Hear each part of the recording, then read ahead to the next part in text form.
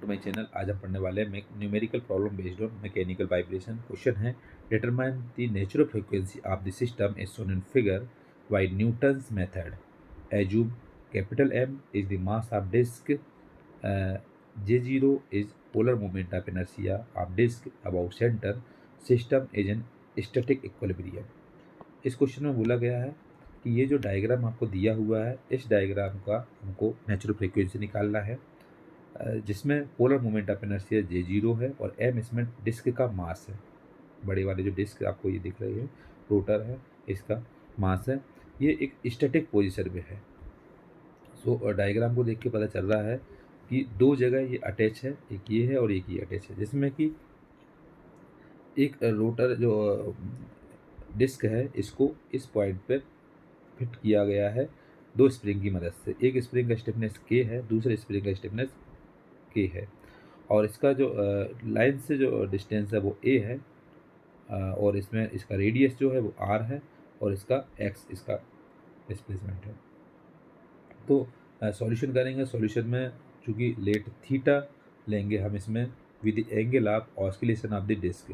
Disc का जो oscillation होगा, अगर ये देखें तो ये इस तरीके का अप और डाउन होगा, जंप होगा। जंप होने पर इसमें क्या होगा, ऑस्किलेशन कहते हैं इसको। तो ऑस्किलेशन होने पर जो इसका कितने एंगल पर हो रहा, थीटा इसमें रहेगा, तो जो ऑस्किलेशन रहेगा, so let theta with the angle of oscillation of the disc. और इसका हम लोड देखें तो लोड में क्या होगा, अप और डाउन होगा इस तरीके से।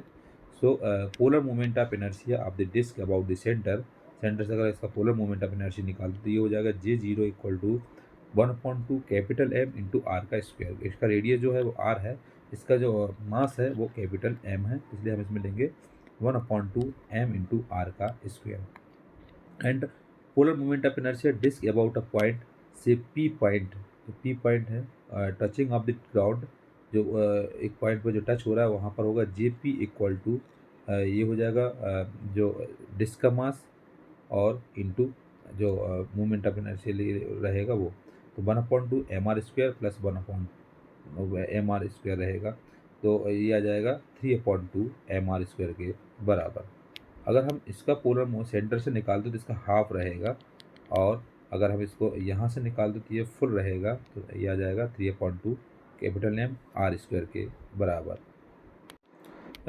The restoring couple obtained by taking moment of spring forces about P हो जाएगा 2K into R A plus ए का होल स्क्वायर इंटू थीटा के बराबर आएगा।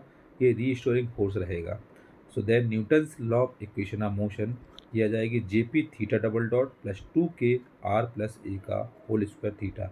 ये स्प्रिंग मास के लिए है रीस्टोरिंग फोर्स, जो पहले जंप होगा इसके बाद फिर से पहुँचने पर ये बनेगा।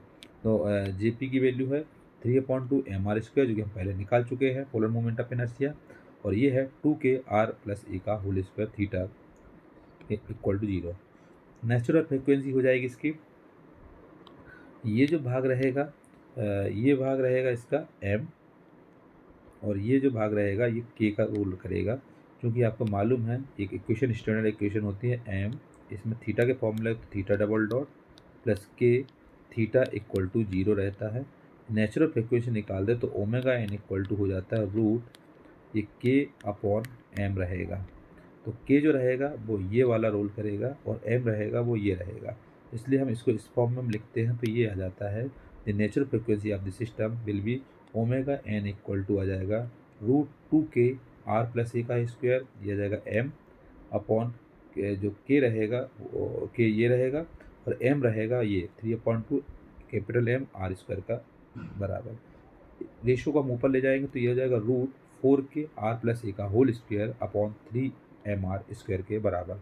ये होता है natural frequency of the system. इससे हम नेचुरल फ्रिक्वेंसी निकालेंगे। इसका ये नेचुरल फ्रिक्वेंसी होगा रूट 4K R प्लस ए का whole square upon 3MR square के बराबर।